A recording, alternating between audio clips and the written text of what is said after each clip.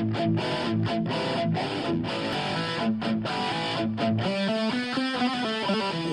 to Couch Quarterbacks.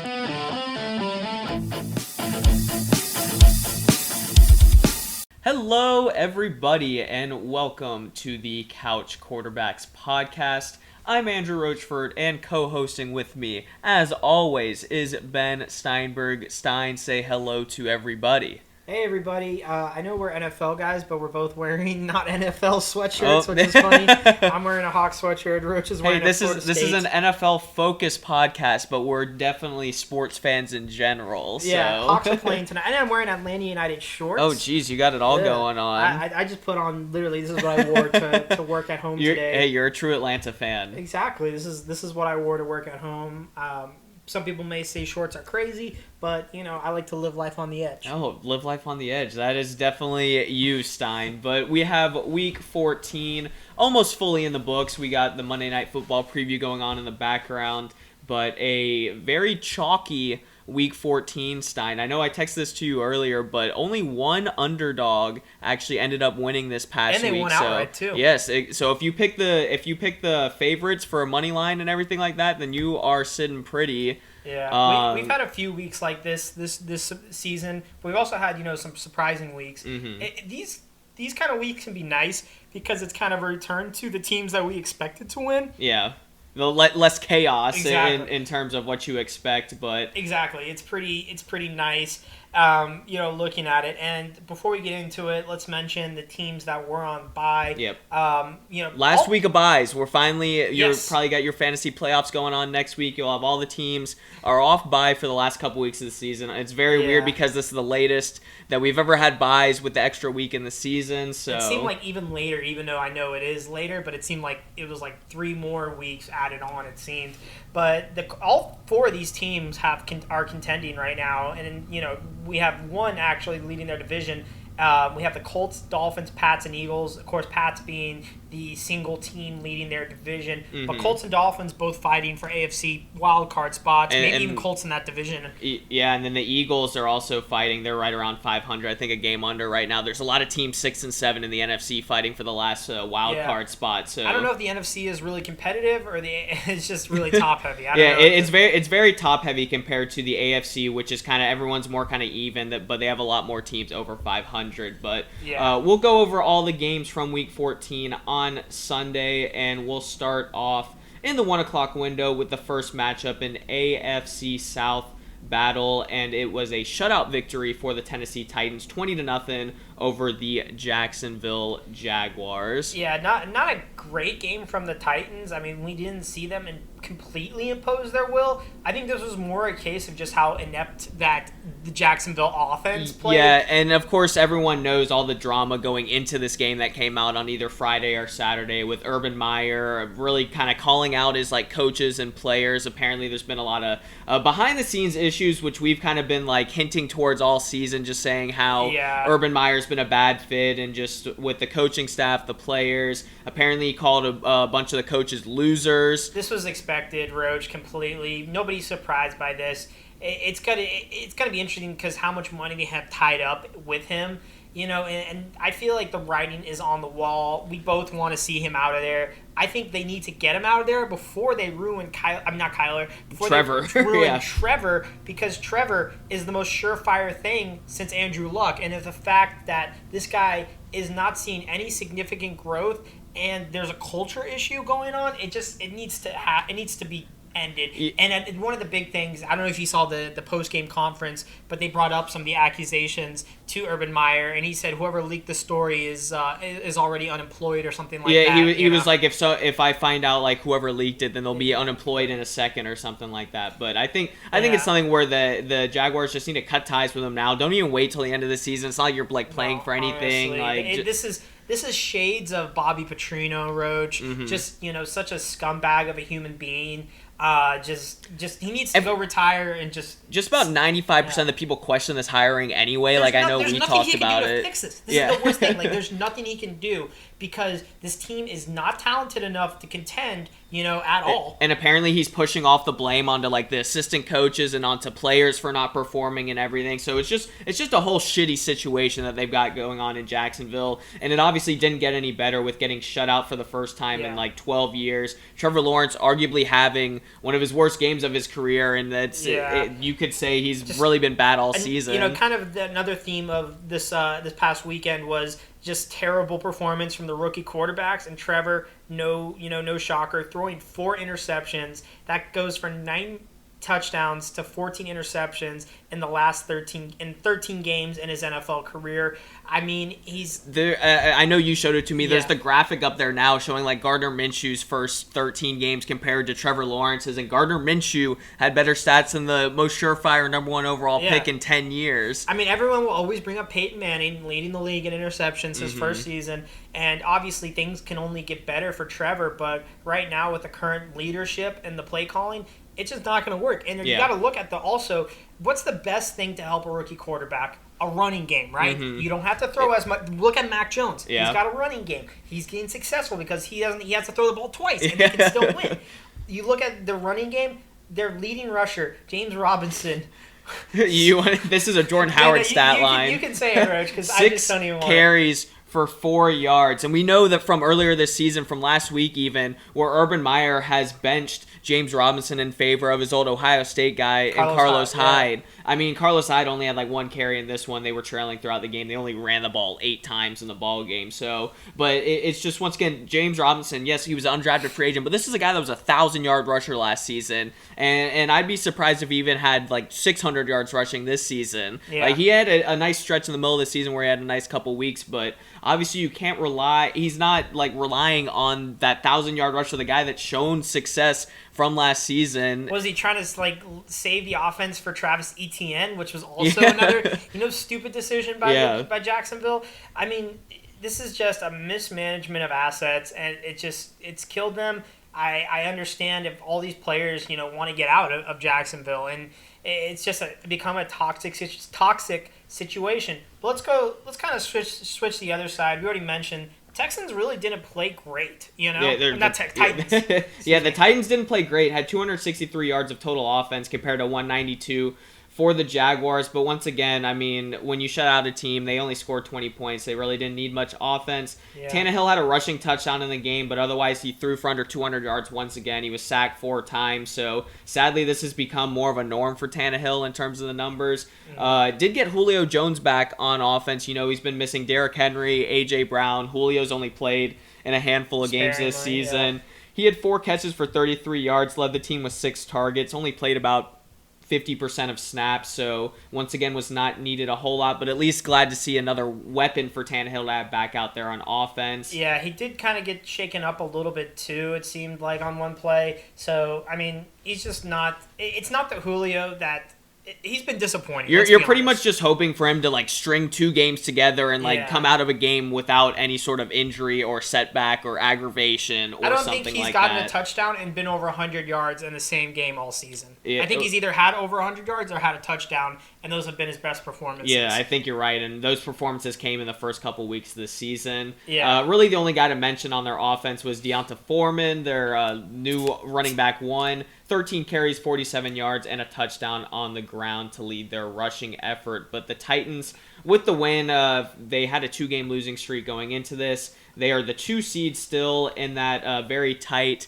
AFC. They go to Pittsburgh to face the Steelers upcoming, and then they've got a Thursday night football matchup at home versus the 49ers, a home matchup versus the Dolphins, and then a road matchup against the Texans. So one of the easier schedules to finish out the season. The 49ers have been kind of a surging team. The Steelers really fighting for their life to try and stay in a wild card conversation. Dolphins kind of being a hotter team of late, and then Houston's Houston being one of the worst teams in the league. Yeah, so it could be kind of like a 2-2, 3-1 situation. I don't think they can win all 4 of these games, but I also, as a 2 seed, I don't see them as a strong 2 seed. Yeah, and there's definitely going to be a lot of fluctuation. Go after last week, all the division leaders all had the same record at 8-4. So there's definitely going to be some fluctuation between the two in this last couple weeks of the season. But yeah, if they don't have Derrick Henry back, which there was a report that came out on Sunday saying that He should be back for the playoffs, if not week 18, if it's like a must-win situation. Yeah. So that's kind of the update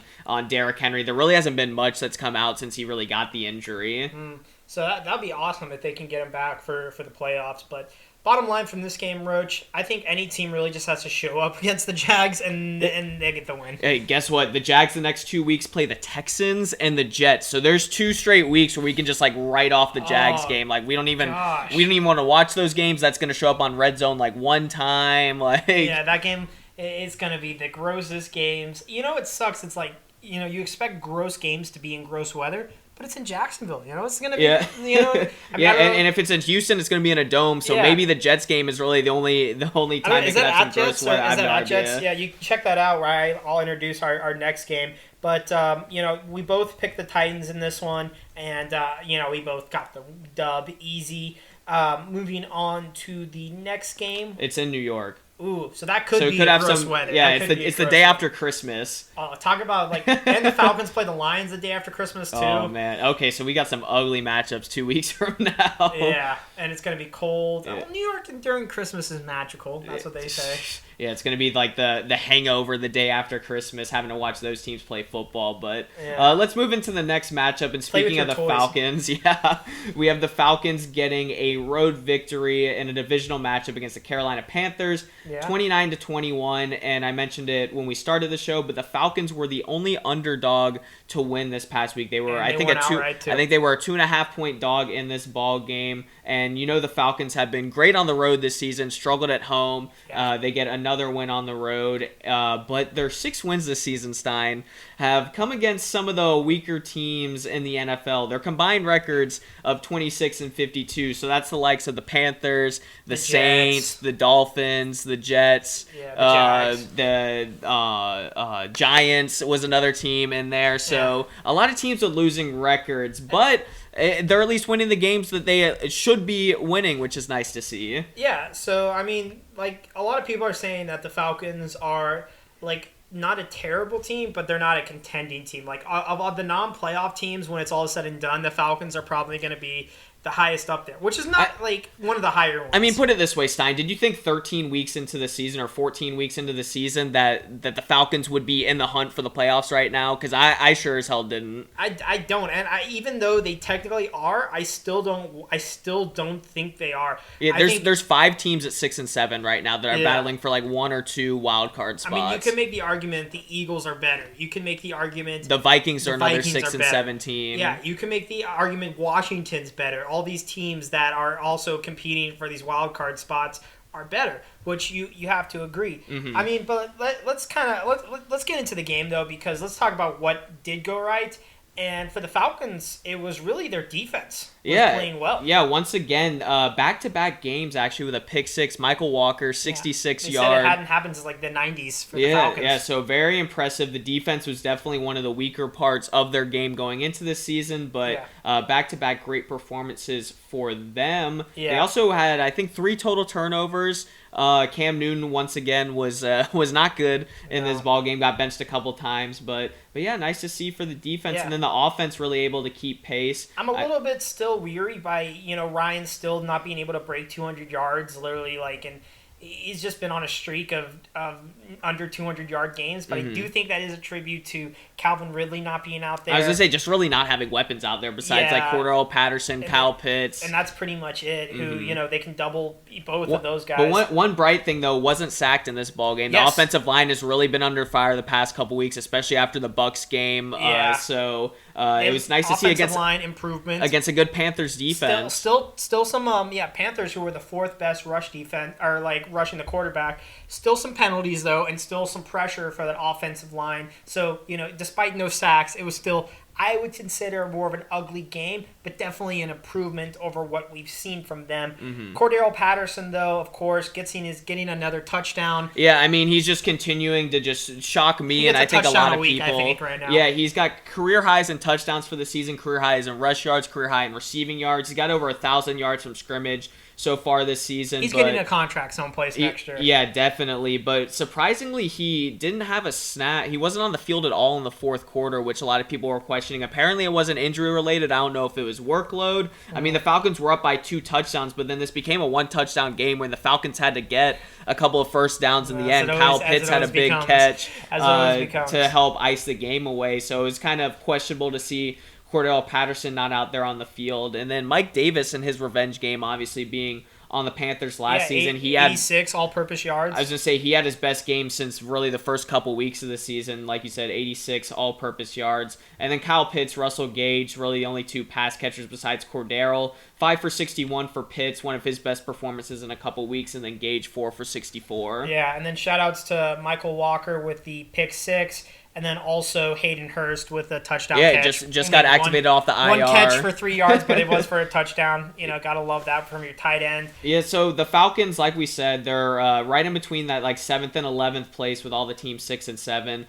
Their upcoming schedule is a couple of tough matchups and a couple of easy matchups. You go the way a lot of these teams are heading. Yeah, you go to San Fran, who, like we said, is definitely a tougher matchup than a couple weeks ago. They're at home against the Lions, which should be a win. They only have 1 win this season. You go to Buffalo, who they have been reeling lately, but I still would not want to face a Buffalo team. And they're going to be in crisis mode probably when the Falcons get to them. Yeah, and then the last week of the season, they have that classic rivalry matchup against the Saints at home. Which you and I could be attending, Roach, in early January. So, or I guess, early January, which, I mean, could have some playoff implications for the Falcons and the Saints. Yeah, I mean, both teams are kind of in similar places, which is kind of interesting for, the first time in forever. Let's go to the Panthers, though. Like we said, Cam just... It was once again back-to-back weeks where he had the first drive. He looked great. He had a rushing touchdown and everything. He was reeling. I mean, he was, just...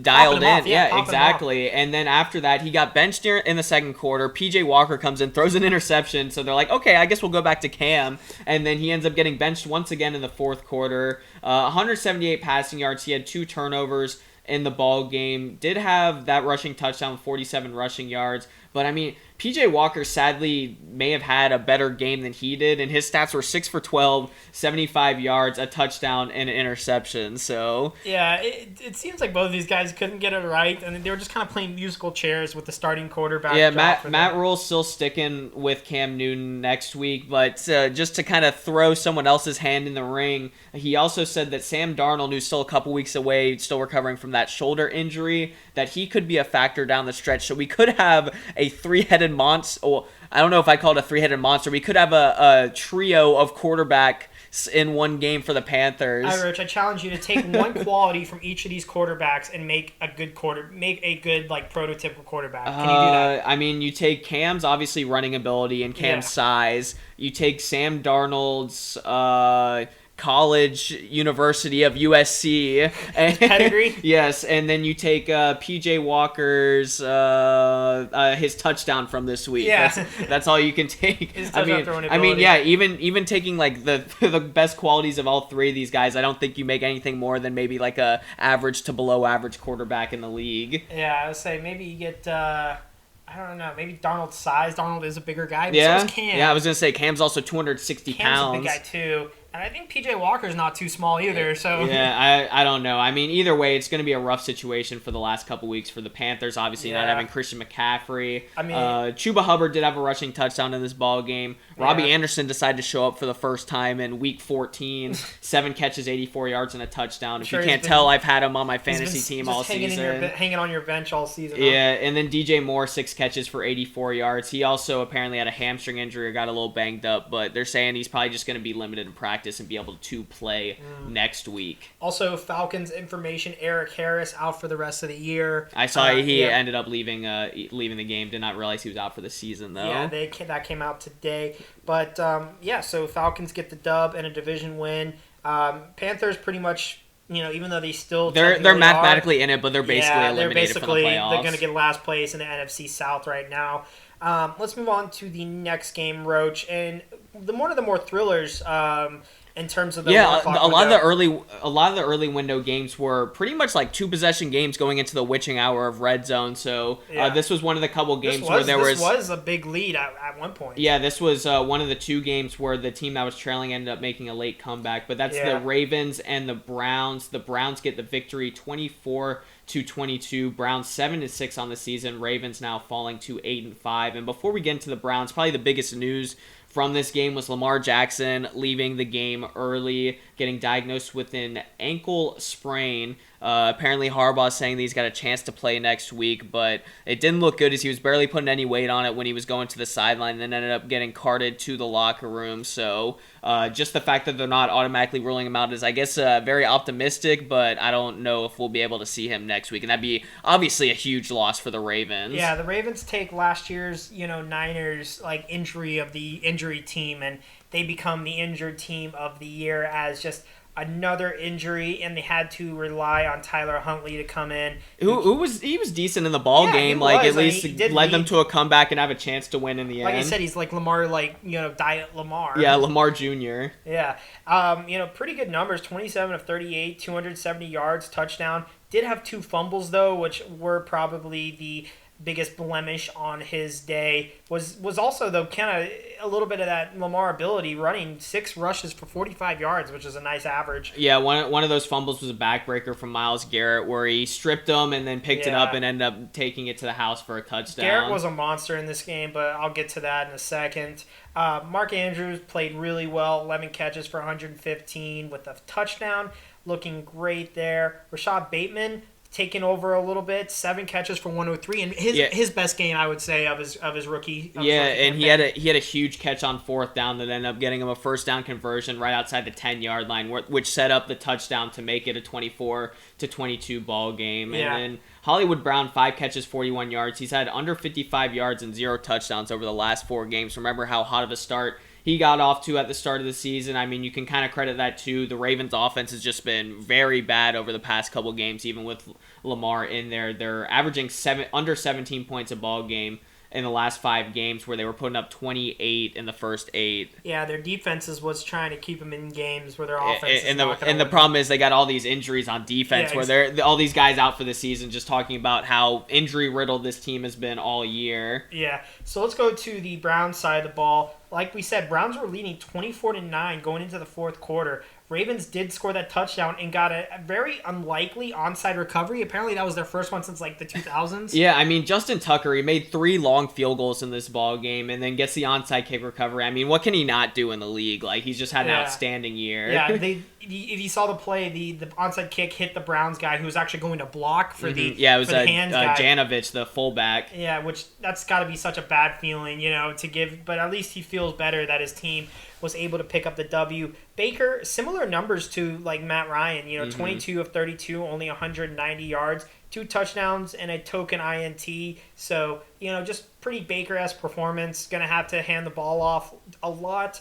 We saw Nick Chubb, 17 carries for 59 yards. Yeah, not exactly a great rushing performance from the Browns like we're used to, but Kareem Hunt left this game kind of early in the ballgame with an ankle injury. Stefanski right now is saying that he's probably going to be out for Week 15. Originally, he was saying it was like, we held him out as like a precaution. He could have gone back into the game if he needed to. Mm-hmm. And I guess after the MRI, they diagnosed it was a little more severe than first intended, but they said he's probably not going to be out there Week 15, which is a huge backbreaker. He spent all those weeks on IR with the calf injury, I believe. Yeah. So just another lower leg injury for Kareem Hunt. He had such a great start to the season. It's kind of turning into a lost season for him. Yeah, definitely. And it's kind of putting a lot of the workload on Nick Chubb, who has been able to usually carry the mantle with that great offensive line that they have. Also, shout out to Austin Hooper, great touchdown catch, diving in and Jarvis Landry finally also getting in the end zone. So great to see those pass catchers because we don't want the Browns. We want the Browns to win, but we don't want the Browns to be one-dimensional on offense. Yeah. Also, shout out to their defense too. And Myles Garrett is definitely got to be in the consideration for DPO. Definitely. Yeah. I mean, like him and DPOI. TJ Watt and Micah Parsons, like all those guys throwing their hat in the ring, but. It's definitely going to be an interesting AFC North in these last couple weeks. Because right now these two teams are separated by just one game. The Bengals are right behind; they're 7-6 as well. And then you got the Steelers at 6-1, still kind of on the backside, looking inward, but. Troubling couple weeks for both of these teams. They really kind of have some tough schedules to finish out the year. You got the Browns on one side, who face Vegas, Green Bay, Pittsburgh, which is probably going to be a big one on Monday night in Week 17. Yeah. And then Cincinnati, another big one. 2 divisional games to finish out their year. And then for the Ravens, they face Green Bay as well next week. Then they got Cincinnati, then the Rams, and then Pittsburgh. So really all 4 of these teams that both of these guys have on the end of their schedule are all 500 or better. So it's definitely going to be just a huge dogfight to finish out this season. Yeah, I think it's more of a murderer's row for the Ravens, especially with their injuries right now. Yeah, especially since you don't really know the full status of Lamar going into that Green Bay game next week. Yeah, you got that Green Bay, since he's been a hard out. Los Angeles also has been playing decent, and then Pittsburgh. Pittsburgh's been up and down, so we don't know what's Pittsburgh we're going to get. I was going to say, even Pittsburgh, they'll try and play spoiler. You know how Mike Tomlin is when he's the underdog in ball games. So even if they end up getting eliminated from the playoffs, I think they'd much rather eliminate one of these other teams in their division. So yeah, but let's move on to the next one, Roach, and definitely the ass kicking of the day. And that was the Chiefs winning against the Raiders 48-9. A scoregami, got to shout that out. Yeah, scoregami. I forgot to put that down there. But yes, once again, another scoregami. And man, the Chiefs in their 2 meetings against the Raiders this season just kicked the shit out of them. 89-23 in the 2 meetings back a couple weeks ago. They had another big win. And the thing that made it even more of a headline was you see the Raiders in the pregame all going and standing on the logo and everything. There's some history from last year. Apparently, when the Raiders beat them in Arrowhead, they did kind of like a victory lap around the stadium. Yeah, with the buses. Yeah, apparently the Chiefs' PA system started playing the wheels on the bus once they won the game today. So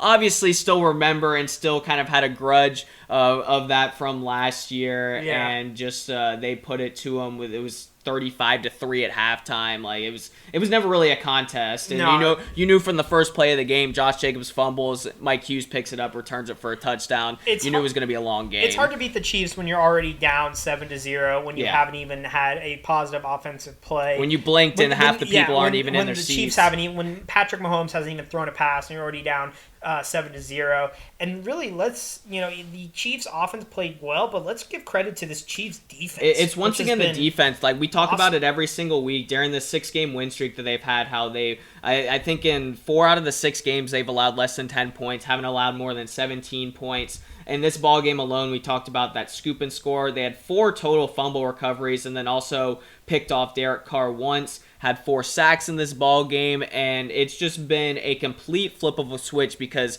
remember the first couple weeks of the season, like they were just allowing 30 points like left and right. Yeah. And it was like one of the worst defenses in the league, and that was when the offense wasn't Sorensen performing. Was getting burned. These guys, they was basically Tyrann Mathieu was getting burned too. I was gonna say they were basically booing them out of Kansas City, but just like I said, completely turned the tide, and the defense has really been what's carrying the offense because once again, I mean, putting up 48 points, but like the offense still is like kind of showing signs where it's not like that Chiefs offense that we've been seeing. Yeah. Mahomes 258 yards passing, only had 4 incompletions, 2 touchdown passes. Clyde Edwards-Helaire 2 touchdowns on the ground. But the 2 big receivers really didn't do much in the ball game. Tyreek just 4 for 76. The 76 yards did lead the team receiving, and then Travis Kelce back-to-back weeks. 3 catches for 27 yards. Yeah, he seems to be in the mud a little bit recently, Roach. I mean, he's kind of regressed to a tight end, the 13th ranked tight end over the past four weeks, and you've seen other tight ends emerge. I was going to say, and in this game, it's a little different because they got off to such a big lead early. They're not throwing the ball a whole lot, but still, Kelce hasn't been like the true tight end one. Mark Andrews actually passed Travis Kelce for the number 1 tight end fantasy-wise this past week with his performance. And then Tyreek Hill just hasn't had those explosive games because of the defenses that have been playing against the Chiefs. Hill's only got 5 targets of 20 yards or more downfield in the last 4 games. Last year, he led the league with like 33 targets of those type of throws. So that's kind of been the storyline against the Chiefs all season. It's like play 2 safeties really deep on him, just let him beat you with underneath throws. So I think the Chiefs are finally starting to like find that way to get into a rhythm and still move the ball downfield without getting that home run shot that they used to need pretty much every other drive. And it's nice to have all their bullets, with Clyde Edwards-Helaire and kind of healthy guys around. Josh Gordon had a touchdown this past week. I kind of forgot that he was on the Chiefs. I think everyone kind of did. And really, because, it's really the two, Kelsey and Tyreek, are the 2 guys you think of the most. Yeah. But for the Raiders, it just was a case of the dropsies for them. Yeah, I mean, Derek Carr, 263 yards passing, a touchdown, and a pick. The only notable receiver was Hunter Renfrow, who he was just peppering Mr. all Consistent. day. Yeah. 13 catches, 117 yards, and a touchdown. He also had a fumble in this ball game, but no Darren Waller for the second straight week. So Derek Carr, Foster Moreau in there again, another forgettable performance. Yeah, he had like 3 catches for no yards, and then Josh Jacobs was their second leading receiver, 5 catches for 46 yards. Didn't do much on the ground, just 24 yards rushing. But yeah, the 4 lost fumbles for the Raiders overall in the day, and they have definitely been sputtering of late. They've lost 5 of their last 6 games, but still just 1 game out of the wild card spot now weird. at 6 and 7. You look at some of their wins; they've had notable wins, against the Cowboys and just teams like that. And it's like you don't know if this team is good or bad. Well, remember, right when Gruden went out and Basikia came in, I think they won 2 games in a row, and then, like I said, since then they haven't really won much. So the Raiders, and then playing in a tough AFC West, I guess they still find themselves in a playoff conversation. They got Cleveland, Denver, Indy, and the Chargers to finish out the season, so a pretty tough schedule for them to finish out. They're definitely going to need to probably be the underdog and win some of these ball games to get into a wild card spot. Yes, they do. They need a lot of things to go right, but I don't think they have a very strong team at all to get there. Let's move on to the Saints going up to the Meadowlands to take on the Jets. Saints able to get out of there with a 30-9 win. Kind of towards the end, the Saints kind of piled it up. The game was a little bit closer than the final score says. Yeah, Taysom had a 50-yard rushing touchdown with less than 2 minutes to go to put them up by that much. But this was the Mormon Bowl, Stein, the battle of the BYU quarterbacks, Taysom Hill and then Zach Wilson for the Jets. And this was a big win for the Saints going up to New York because it ended a 5-game losing streak. Remember, they hadn't won since they lost Jameis in that game against the Bucs where Simeon came in. It's pretty hard to continue a 5-game losing to turn that into 6 against the Jets, Roach. Yeah, it is, but they went up there and got the victory. Taysom, 175 yards passing, and then his usual rushing performance, 11 carries, 73 yards, and 2 touchdowns. But like I said, 44 of those 73 yards came on a rushing touchdown in the final 2 minutes.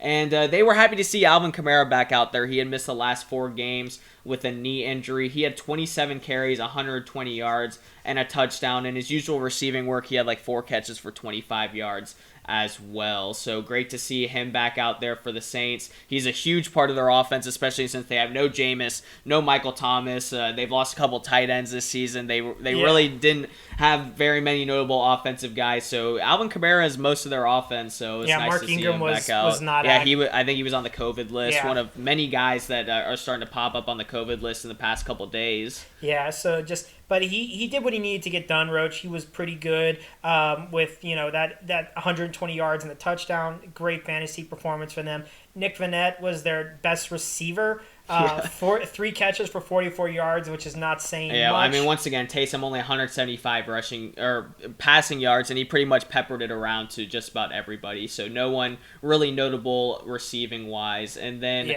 for the Jets, Zach Wilson, another forgettable performance. Didn't throw a pick though, right? Yeah, didn't throw a pick, but was very inaccurate with his throws. 19 of 42 for 202 yards, no touchdowns, and like you said, no turnovers. And he was the team's leading rusher, 4 carries for 33 yards. obviously no Michael Carter, and Ty Johnson and LaMichael Pirine were their two leading running backs. Tevin Coleman also out. That was the other running back I was thinking of. But, the Jets have pretty much lost all their offensive weapons. Elijah Moore. All their main offensive guys. Yeah. Elijah Moore went on IR with a quad injury. Corey Davis ended up having surgery. He's out for the season. So Braxton Berrios was their leading receiver. Product. 6 catches for 52 yards. But once again, this offense just really has no sort of mustard on it. So a rough performance for them. But they should, apparently, according to Robert Saleh, get Michael Carter off IR. He was a big part of their offense as the rookie. He's been battling an ankle injury. So that would at least give them a little bit of a boost to the offense. That would be good for them just to help out. But they do play the Jags in 2 weeks. So. Oh, yeah. So, definitely a winnable game for them. But just like we said, the rookie quarterbacks have just been awful, with the exception of Mac Jones, who was idle this week. So just another forgettable performance for Wilson, and just another notch in our belt to say he's going to be a bust. Yeah, and then going back to the Saints, they're one of the teams kind of on the outside looking in the playoffs in the NFC at 6-7. They have a big test on Sunday Night Football in Tampa next week, and then they got Miami on Monday Night Football, then Carolina, and then finish out with Atlanta. So I'd say they've got one of the easier schedules. I mean, Miami, Carolina, both kind of like 500. Tampa's obviously good, and then Atlanta 500 as well. So I mean, yeah, but then you got to realize that Tampa game is just going to be there. Well, I mean, you think if they win 3 of those 4 games, you lose the Tampa one, win those last 3, that's a 9-8 record, which probably gets you in the playoffs. True. So, there's a shot. Yeah, so let's move on to the next game, which is another divisional matchup, NFC East battle between the Cowboys and Washington football team, and the Cowboys get the victory 27-20. This was the other game where it was a blowout to start. The Cowboys led this game 24-0, but then Washington football team battles back, not with Taylor Heineke, but with Kyle Allen at the quarterback position, and it ends up being a one-possession game. Kyle Allen fumbles in the last 3 minutes to kind of ice the game over for the Cowboys and get them to victory. Yeah, the Cowboys really kind of come into Rouge, Maryland with a chip on their shoulder, per se, because Mike McCarthy prior guarantees a win with it, just kind of a weird game to guarantee against Washington. I guess since he was just coming off of the COVID list and not being out there, having Dan Quinn out there, maybe that's why he wanted to guarantee it in his first game back. Maybe I'm not 100% sure. Yeah. Also, weird story in this was the bench gate, I guess they're calling it.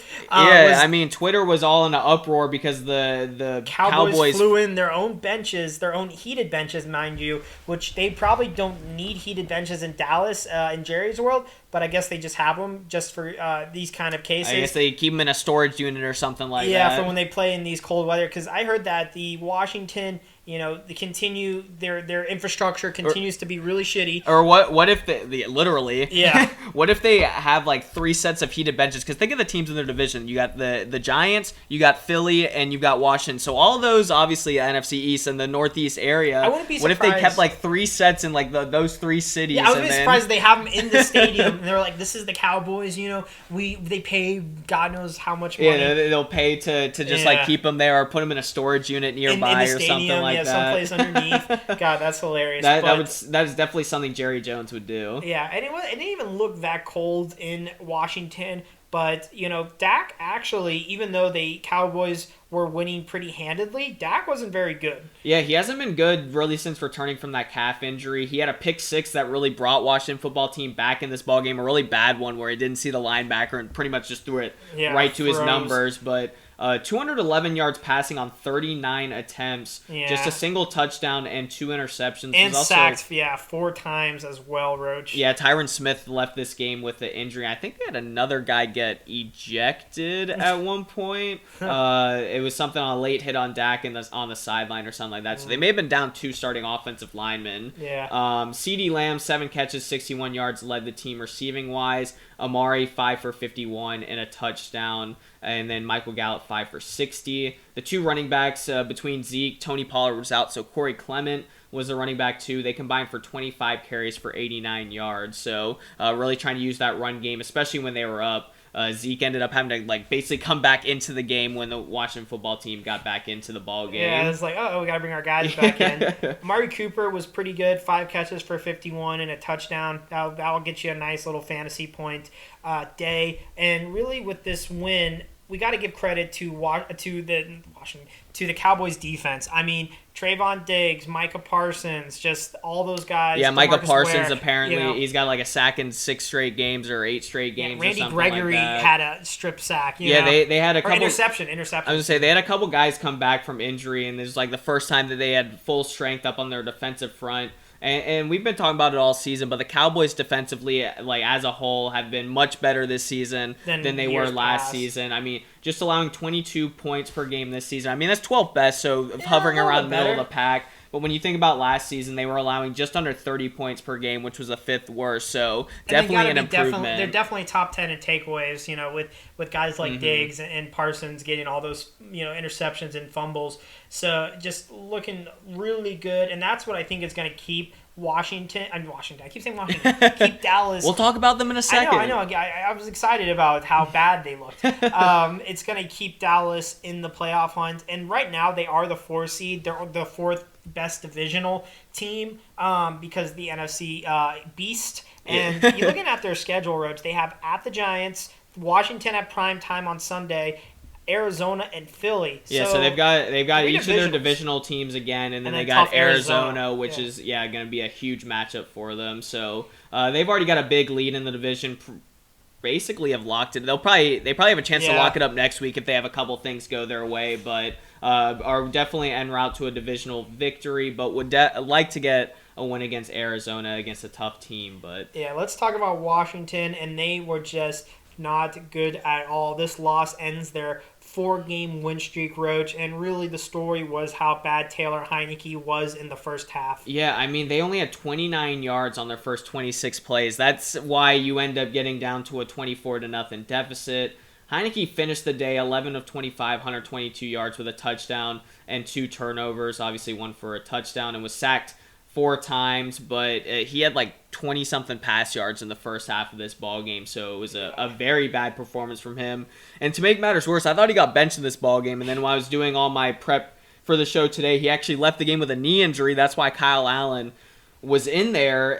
They're saying that he should be back out there next week. Rivera said that obviously if he's healthy, he's going to be the starter, even with the bad performance. So something to monitor going into next week, that he left the game with a knee injury. Yeah, Heineke's been gritty all season, and he's had his highlights, but he's also had his lowlights. Yeah. And this is definitely a game that's going to be on his lowlights, and he really wasn't helped by anyone out there in terms of his offense. I mean, Antonio Gibson, 10 carries for 36 yards plus a fumble, and then Terry McLaurin, went out early with a concussion. I would say a huge goose egg for him is he ended up going into concussion protocol. He went up to try and get a deep pass from Heineke, ends up hitting his helmet on the turf, so he has the goose egg. He did have one. Cam Sims had a 43-yard touchdown pass or touchdown catch, which was nice down the sideline. They end up reviewing it and overturning. And Washington's defense is playing better, even though they are missing a lot of guys. They had an all-rookie I was going to say their defensive ends, it was 60-something snaps or whatever between the 4 of them, or 90-something. It was a very young defensive front that they were showing today. Yeah, and they played well to really, keep the Cowboys within, under X amount of points compared to, games against, the Falcons and stuff like that, where they just piled on the score. Yeah, and that's what the Washington football team is still the 7th seed, even with the loss right now, based on the tiebreakers. And they've got all divisional games to finish out their year. They face Philly twice. This is probably they still haven't faced Philly. They must be the one team that hasn't played an opponent yet. Must be the one divisional matchup that hasn't happened all year, as they have at Philly, at Dallas, so back-to-back road trips that could be difficult, and then got back home versus Philly, and then finishing up in New York on the road. So all divisional games, but could be tough with 3 of those 4 on the road. Obviously, Washington football team in the wild card right now, but with all these teams at 6 and 7, you really need to win these ball games. But let's hop into the last game in the 1 o'clock window, and that is the Seattle Seahawks getting a road victory in Houston against the lowly Houston Texans, 33-13. was the final score. And this was kind of the opposite of the game we just talked about, where it was close for most of the ball game, and then Seattle pulled away in the end. This was a 19-13 ball game going into the fourth quarter. I mean, we know that Seattle's had their struggles this season, especially with Russ, since he's come back from the finger injury. The Houston Texans are 2-11 this season. So this was a close game, but then Seattle gets 2 touchdowns late, and that's why you end up getting the 20-point victory. Yeah, really interesting game. Like, these are two kind of teams that are kind of at different places in terms of, I guess both of them are kind of starting to rebuild, but, Seattle's still hanging on, and I think that's a really, the fact they still have guys like Russ and DK and Lockett really, cemented them to win this. And you look at Russ, who wasn't again what we've seen in the past, but I think an improvement. Definitely his best game since he came back. Yeah, definitely, Stein. 260 yards passing with 2 touchdowns, no turnovers. Tyler Lockett was a huge benefactor of that. 5 catches, 142 yards, and a 55-yard touchdown. Yeah, when Russ throws a deep bomb and it works, it looks pretty. It always does. One of the best in the league with just putting the rainbow and putting it right in the bucket. Rashad Penny having his career game, 16 carries, 137 yards, and 2 rushing touchdowns. Both were like 25-plus yard rushing touchdown, so a great performance from him. We know the carousel that they've had at the running back position this year. Yeah. And then DK Metcalf, just another low game for him, 4 catches for 43 yards. He's only been over 65 receiving yards 3 times this season, and after having 8 touchdowns in the first 8 games this season, put up the old goose egg in the last 5 games. Yeah, Rich, for me, it's like when DK is putting up stats, I think the Seahawks look so much better than they actually are, because when DK is like putting up these kind of numbers, I'm like, oh, the Seahawks aren't very good. Yeah, and it shows like why they've been struggling. Obviously, if you're like stud receiver, like your 1A, 1B type receiver has been struggling, your team is probably going to struggle as a whole. I mean, they still don't have like good tight ends there either, and the running game's been a mixed bag as well. So it's just been confusing on where to gauge them. I mean, they are 1 game out of the wild card spot. I would say with being at 5-8, just 1 game out of the wild card spot. They got the Rams, the Bears, Detroit, and Arizona. So you figure, I mean, that's probably like a 2-2 record, maybe 3-1. You probably have to go 3-1, finish 8-9 to want to be in the wild card spot. Yeah, if not, maybe win all 4. Say their division with Arizona and the Rams and the Niners surging is going to be too difficult for them to. Yeah, I think they're definitely on the outside looking in, but need probably to win out in terms of trying to get into the wild card spot. But on the Texans side, Davis Mills, even though he ended up getting the loss, had a great game, 33 of 49, 331 yards, had a passing touchdown as well, and set a franchise record completing his first 14 passes. Yeah, Rich, we were watching Red Zone, and we pointed it out that he was like 14 of 14 or something at one point. And I was like, I was a jinxer yesterday. I was like, look, he hasn't thrown in an incompletion. And then literally the next pass, which was a drag route like the end zone, he overshoots his receiver. Yeah, what was it? And it was Trevor Lawrence. You were like, he's not looking bad so far today. And then he threw 4 picks afterwards. Yeah, so. the first quarter he was good. But you were jinxing everybody. But yeah, Davis Mills probably his best statistical game in his NFL career. Brandon Cooks, 8 catches for 101 yards, leading the Texans receivers. But they had a lot of yards, but just not a lot of points. Obviously, only putting up 13 points in the ball game, 380 yards of total offense. The only other note for the Texans, Ka'imi Fairbairn, 61-yard field goal to end the first half. That was a franchise record as well. So a couple franchise records for the Texans in a 20-point loss. I mean, hey, that's those are the kind of victories that you need. Yeah, those are moral victories. These are games that you're not going to win, but you can see they won the battles, but they lost the war. Yeah, and if Davis Mills continues to play like this, he could be like the guy going forward. There was a report that came out today saying that if he ends up playing well down the stretch, that they would forego, obviously, since this is a much weaker quarterback class than a lot of people were thinking, forego a quarterback in this draft and just have Davis Mills as the starter next season. Well, if last year's quarterback class was going to be supposed to be so good, then and no one's doing well, you got to think this quarterback class will maybe it'll be a flip. But let's move into the 4 o'clock window. We had 4 games. The first one we'll talk about in the 4 o'clock window was the Broncos winning 38-10 over the Lions, who fall to 1-11-1 on the season.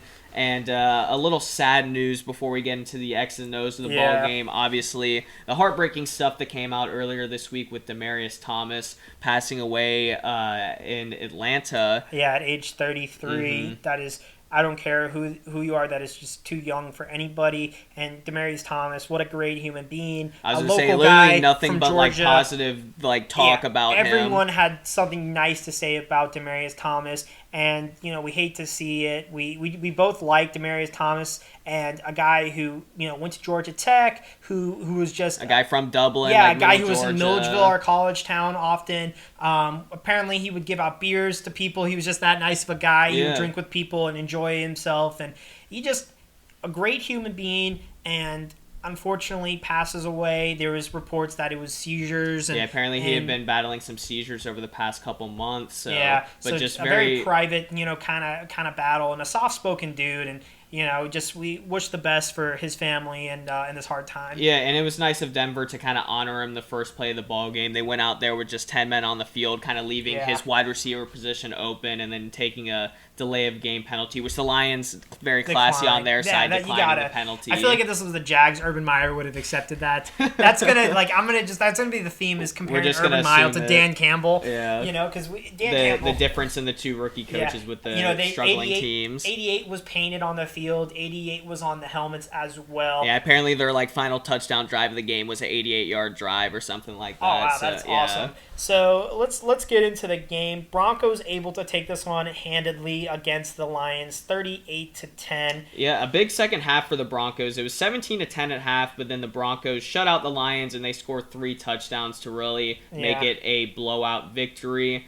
The Denver rushing game was once again the big story. Pretty much if Denver's going to win a ball game, it's from their rushing game. Sorry, Teddy Bridgewater, but Melvin Gordon had a 1-game absence. 24 carries, 111 yards, 2 touchdowns on the ground. Gotta love that. Javonte Williams, 15 carries, 73 yards. He also had 2 touchdowns, one of them a receiving touchdown. So those boys are playing well. Yeah, they combined 39 carries, 184 yards, and 4 touchdowns. So a big part of the Denver offense. Yeah, a little news on Melvin Gordon, though. A sprained thumb. I got that update today. Yeah. I was like, is that, he can play through that. Yeah, he apparently played through it yesterday, and they said it shouldn't be a problem for him going into next week's game. So expect him back out there. He's had a great season for Denver.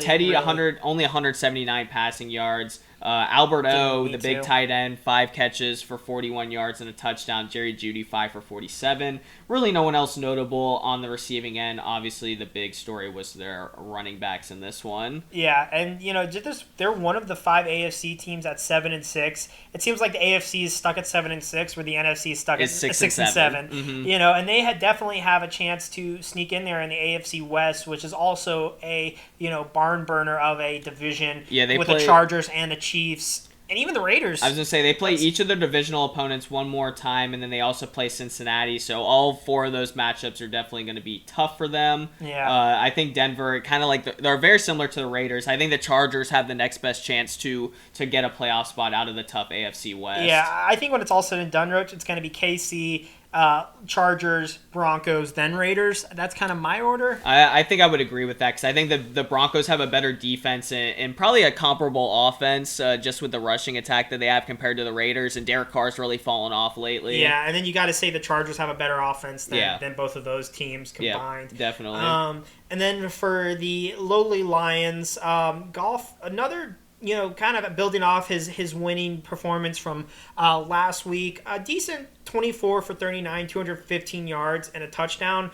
Did have an interception, but he was really missing some of his quote-unquote weapons. Yeah, they had 7 players out on the COVID list. They also had a just regular flu going through the locker room. So just all sorts of sicknesses. I guess they were partying too much or something like that after getting their first victory in a year. Yeah, makes sense. They had no DeAndre Swift, no TJ Hawkinson. So Craig Reynolds, a third-year undrafted free agent. Reynolds. Yeah, a guy that only had He had 2 career carries going into this ball game. He ends up having 11 carries for 83 yards. So a decent performance for him. Yeah, might have earned himself RB3 or RB backup money someplace. Yeah, I don't know. And then Amon-Ra St. Brown led the receivers, 8 catches for 73 yards. But the Lions, I mean, hey, you got a victory this season. You're not going to go winless. So. Yeah, also, Sewell did get hurt in this, but I don't know what his status was. I mean, he just came back from injury, too, so that's tough to see. Yeah, but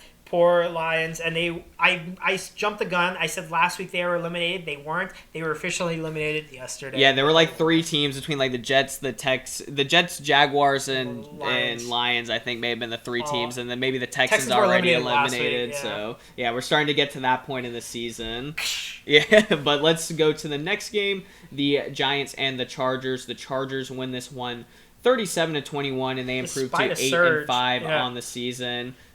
Despite a little bit of a surge by the Giants, but I think the writing was on the wall. Yeah, the Giants had 2 garbage time touchdowns in the last 5 minutes of the game to at least make it look a little bit closer, but this was definitely a Chargers game. Even without Keenan Allen, Justin Herbert having... Keenan Allen on the COVID list, correct? Yes, you are correct. So he was not out there. Mike Williams was a close contact, but was active for this game.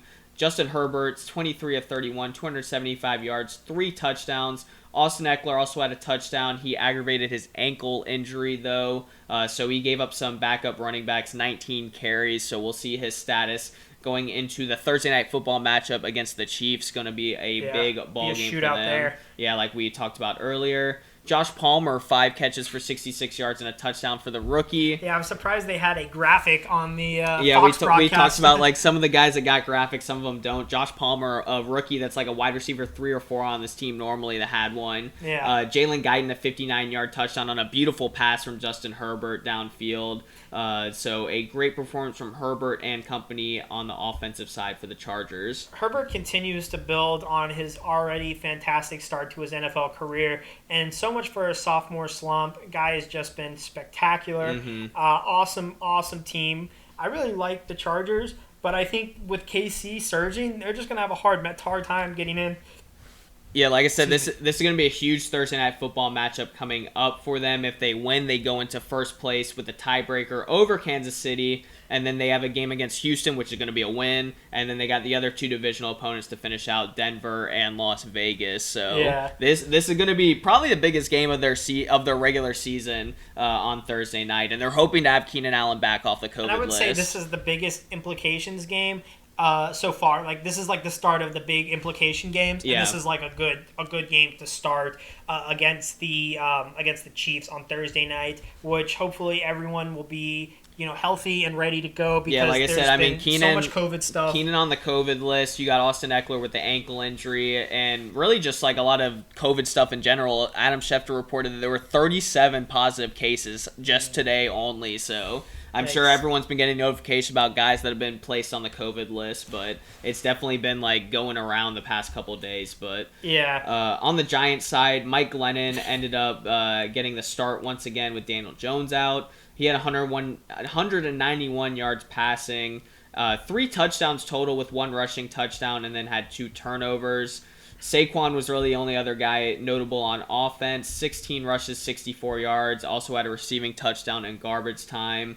The wide receivers for the Giants combined for 6 catches for 55 yards. Yikes. That's just not good. Not what you want to see from guys like, Sterling Shepard and Kenny Golladay. Just not looking good there. But Devontae Booker, though, did play well. I do want to say that. Yeah, 12 touches for 84 total yards. So the 2 running backs were really the big part of their offense besides Mike Glennon. But the Giants haven't been eliminated yet, but I do think they're like on the chopping block. Teams that are 4-9. I mean, you could, if you win out, you're 8-9 and have a chance. But like the Giants and the Bears are like 2 teams in the NFC that like I think they can see like they're on the conveyor belt right now, and it's like Toy Story 3. Yeah. They can see like the chopping thing, or like Monsters Inc. and they're like watching their season go towards there. They're close. So I just a little. I like the comparison. Ben's fun analogies of the day. Let's go to the 425s. Yeah, 425s and 2 great games. Both of these went to overtime. Both of them. The team that won was not the team I wanted. Rich. I'll say that. Yeah, and it was some late comebacks that led it to overtime. But the first one we'll talk about, the San Francisco 49ers getting the overtime victory over the Cincinnati Bengals, 26-23. Both teams are now 7-6 on the season.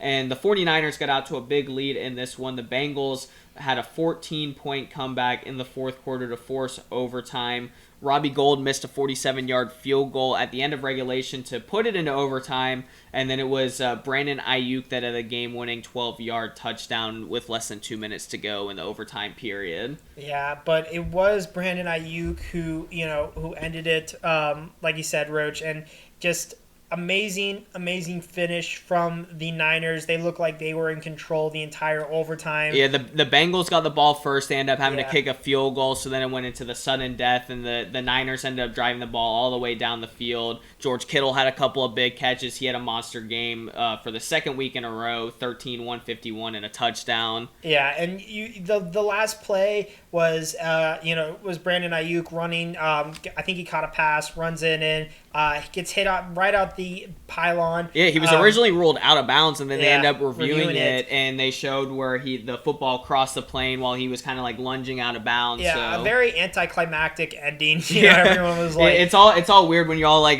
it's all suspenseful, like waiting for the official to say everything. It was in Cincinnati, and everyone's like, "What's it gonna be? What's it gonna be?" And they go touchdown. And it's like, oh. Yeah, he was so quick with it. He was like, after review, it's a touchdown. Like game is over. Yeah, game is over. And then he just hightailed it out there for a dinner. Yeah, exactly. He had dinner reservations.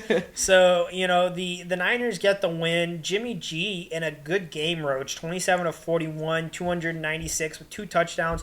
Was sacked a bunch, though, and you got to give credit to that Bengals defense who was really getting after him. Yeah, Trey Hendrickson has had a career year in his first year with the Bengals, but Jimmy G has still been playing good enough to not lose his starting job. Yeah. Everyone thought that Trey Lance, at least at this point in the season, would have the starting job, but he's been playing well enough to keep it. And it's a question now going into 2022 of who might be the starter for this team. Obviously, you got to finish out these last couple weeks. But if the 49ers end up making the playoffs, I think there's a pretty good case for Jimmy G once again being the starter in the 2022 season. Yeah, maybe they need Lance to be seasoned a lot more because Jimmy G is definitely, I would say this is a good game for him. Yeah. I think if it was Trey Lance, you could say getting sacked 5 times would have been the same fate for him too. So, and you got to give credit to a lot of the weapons that he's got around him as well. We already mentioned Kittle. We mentioned Brandon Ayuk, Jeff Wilson too, and then Deebo Samuel, who's become their Cordell Patterson. I was going to say, 8 rushes for 37 yards and on another rushing touchdown and just 1 catch for the 3rd straight week. He missed last week with a groin injury, but he's had 5 rushing touchdowns over the last 4 games. So it's kind of, like you said, turned into that Swiss Army knife. And really, they've been using him more as a running back than as a wide receiver. Elijah Mitchell's been banged up recently, so he's been out. They've had to use him in a couple different roles. And when you got Ayuk and Kittle playing as well as they have been, then that kind of turns all their receiving work to them, and you really don't need them as a receiver. Yeah, exactly. So let's look at what the Niners have going forward. They have a home game in Atlanta, versus Atlanta. So Atlanta's got to go. We got the Falcons have to go across the country at Tennessee on Thursday night, which is interesting little matchup. I was going to say it's a weird matchup, but it should be a good football game. Yeah, you because think of they the would do two divisional teams. this late in the season on Thursday night, but both teams kind of fighting for their playoff lives. At Houston at home, so that should be a win, and then finish the season in LA. So that's definitely going to come down to the wire. So. Yeah, I think definitely looking at about a 9-8 record. That Tennessee game is kind of up in the air, especially on a short week. So maybe 10-7. I think whatever news about Shanahan going, I think he's going to be staying with them. Yeah, especially they've won 4 out of their last 5 to get back above 500, so they've definitely been one of the better teams over the last 5 weeks. Joey Bosa played really well in this game, Rhodes. Their defense also, able to really contain the Bengals, especially at the end, which the Bengals were surging, and Joe Burrow.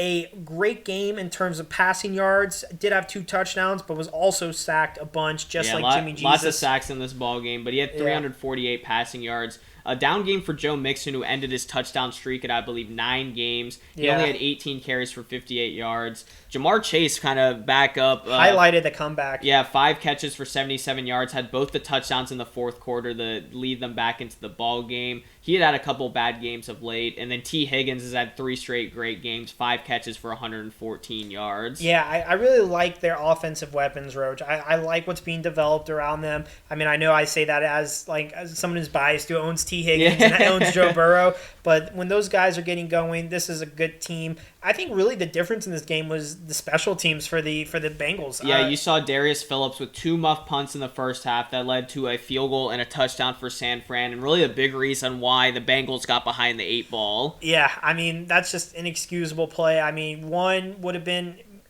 bad, but, what does the saying go? Like, if shame on fool me once, shame on you, fool me twice, shame on me. And you think about it, it was 10 points for San Fran. You think that could be like a 13, 17, 20-point swing, because that's 2 possessions where Cincinnati didn't get the football and where they couldn't go down the field and get points. So definitely a huge difference maker in the ball game. But Cincinnati is at 7-6, one of the 5 teams at 7-6 in the AFC.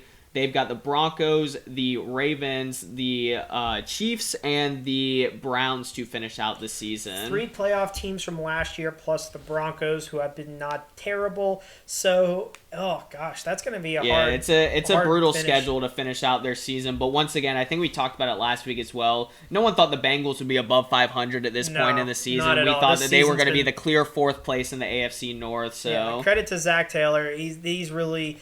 As forgettable as he is, everyone always says Zach Taylor's so unmemorable, but really just great finish for them, totally, and just a great turnaround. And I could really see them being the team that surges in the coming years in the AFC North.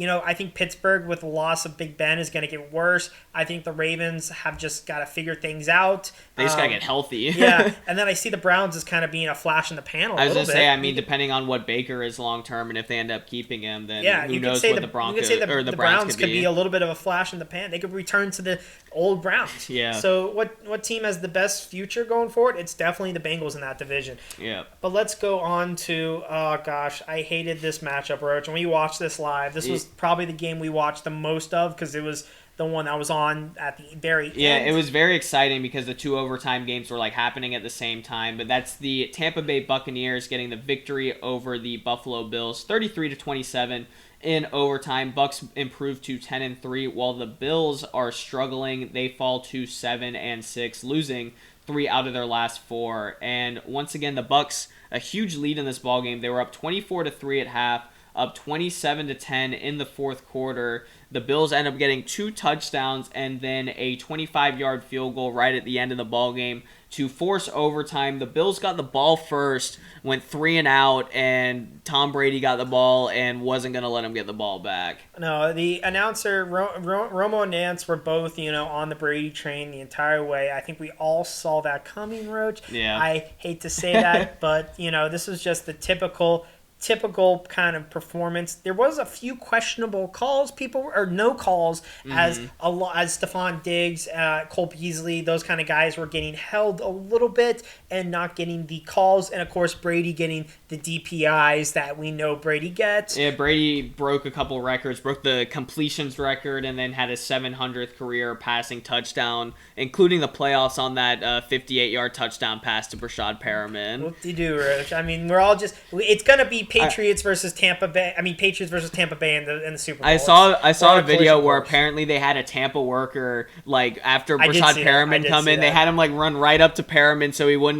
go give the ball to a fan and have a repeat of the Mike Evans I did see thing. That's a little bit funny, but I'm just so tired of this, Roach, of this, and I wish it would stop, but it's not going to. Yeah, Brady's going to play till he's 50 or 55 or something NFL. like that. He's going to do a LeBron, but Brady, I mean, as much as I hate him, he's definitely the MVP frontrunner, and he had an MVP-like performance. Again, 31 or 46, 363 yards, 3 touchdowns, including a rush touchdown, the rare rushing touchdown for Brady. His patented QB sneak. Yeah, right up the middle. Lenny Fournette, 19 carries for 113 and a touchdown. He's been playing really well as of late. He had a 47-yard touchdown early in the ball game. And then Chris Godwin and then Mike Evans. I mean, just pick your poison between those two guys, both with almost 100, both with around 100 yards, and Evans the only guy with a touchdown. And then Rashad Perryman, the former Jet, and then the former Raider. Yeah, I mean, he's bounced around everywhere. He had been on the Bucs before, back when Jameis had his famous 30-30 season. I love how a lot of Bucs fans, weren't Bucs fans when Jameis was quarterbacking. Just saying. But that's what Perriman. This was the third team he's been on this season. Got elevated from the practice squad. Obviously, no AB, so that's why he's in there. But having the game-winning 58-yard touchdown on that crossing route. I already mentioned the Brady records that he had in the ball game. But the Bucs on a 4-game winning streak. They're the 3 seed right now in the NFC. They've got the Saints on Sunday Night Football next week. Then they've got Carolina twice and the Jets. So that's 4. Oh, so that's another one of the late divisional. 2 against Carolina. So that's the other one, including the Washington Football Team and the Eagles. God, Roach, they're going to go 4-0. Yeah, they're going to go 4-0 in these last games. Because, I mean, the Saints already beat them once. They're not going to beat them twice in the season, right? There's no way. Well, it's at home on Sunday night, and, Brady on primetime is going to get all the calls. And there's no way Cam Newton's and, the Saints are going to get none of the calls. Cause imagine the Jets beat Tampa. That would be funny. It is in New Jersey, so... Well, I mean, Tom Brady, of course, playing with the Patriots. He's been known to beat up on the Jets once or twice in his career. Imagine what Vita Vea is going to do to freaking Zach Wilson. Zach Wilson might... Or Cam Newton.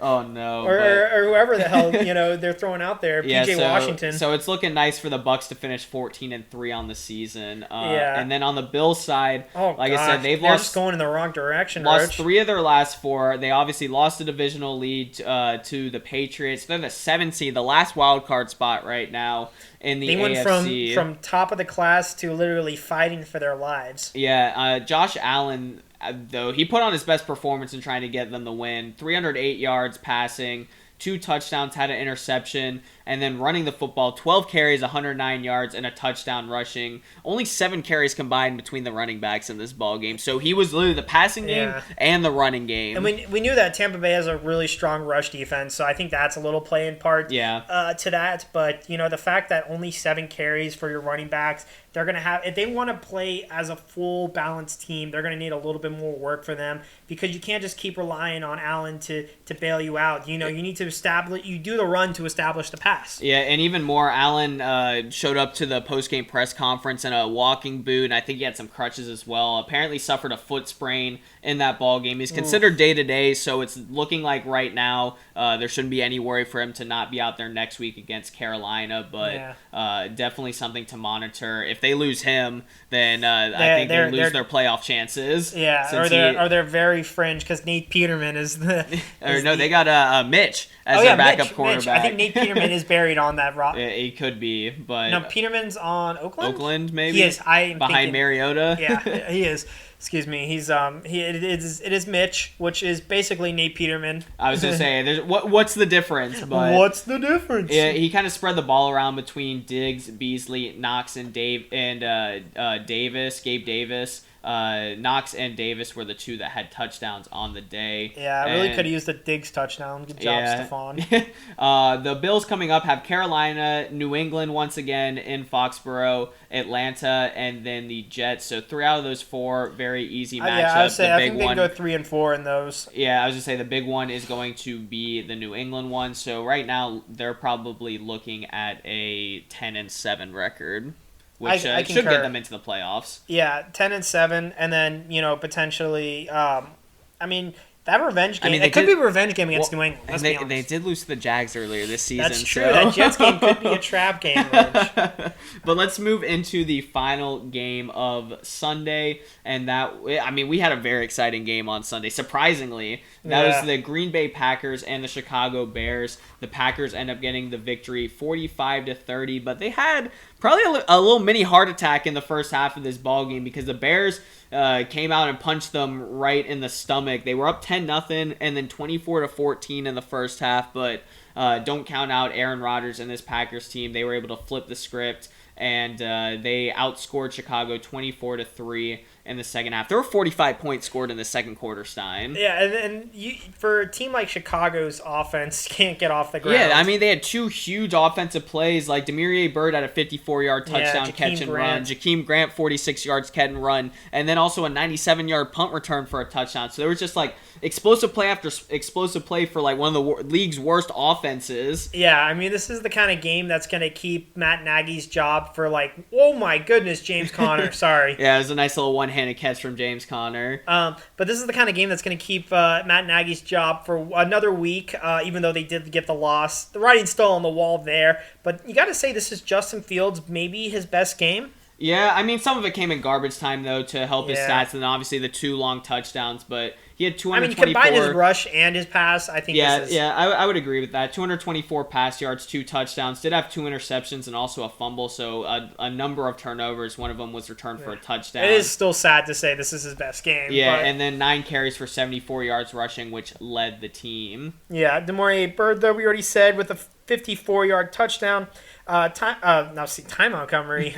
David Montgomery. 10 rushes for 42 yards and also 6 catches for 39. Yeah, so nice all-purpose yards for him. Led the team. He was just getting dumped down with some garbage time receptions. And Jakeem Grant, we already said that nice 46-yard touchdown and also a 97-yard punt return. Yeah, it was one of those where, like, you know, they tell you not to, like, catch a punt inside the 10-yard line. He caught it at, like, the 4 or 3-yard line, and it's like, what are you doing? And he, like, turned one way, then reversed field and went up the sideline. It's like, oh, that's what he was doing. Yeah, the classic college football, like, punt return. Yeah, it's like, no, yes. On a guy who hasn't been on the team all season, you know. Yeah, who ended up getting traded there halfway through the season. Yeah.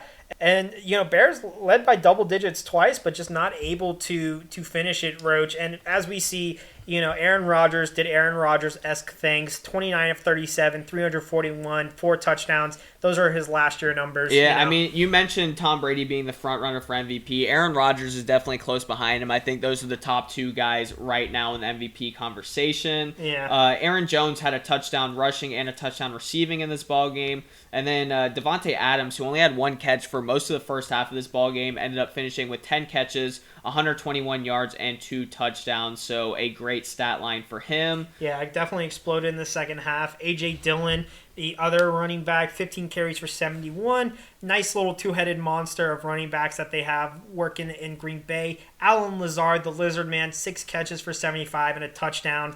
Just looking good all around. And then Rasul Douglas. Yeah, pick 6 in back-to-back games for him. And this is a guy that was picked off the practice squad from Arizona earlier in the season. Oof, I wish Arizona was wishing they had him right now. Yeah, making a big impact for this Packers defense. Like I said, back-to-back pick 6s is definitely very impressive. And apparently Aaron Rodgers after the game saying that he suffered a setback with his fractured toe injury. So, and a little more discomfort than his... Let's be honest, though. Aaron Rodgers diagnosing things about himself and saying things about his health. Yeah, that's true. Yeah. They're still saying surgery is not an option at this point, so he's just going to keep gunning through that injury. Obviously, it's not affecting him too much with the performances he's had really since he's announced that injury. So the Packers are the 2 seed right now in the NFC. They're 6-0 at home this season, obviously having that Lambeau advantage. They have the Ravens, the Browns, the Vikings, and the Lions to finish out their season. So that could, I mean, if Lamar doesn't play next week against them, against the Ravens, and then Minnesota, Detroit, Cleveland, they could be 4-0 to finish out their season as well. How many home games do they get on Sunday Night Football? Jesus.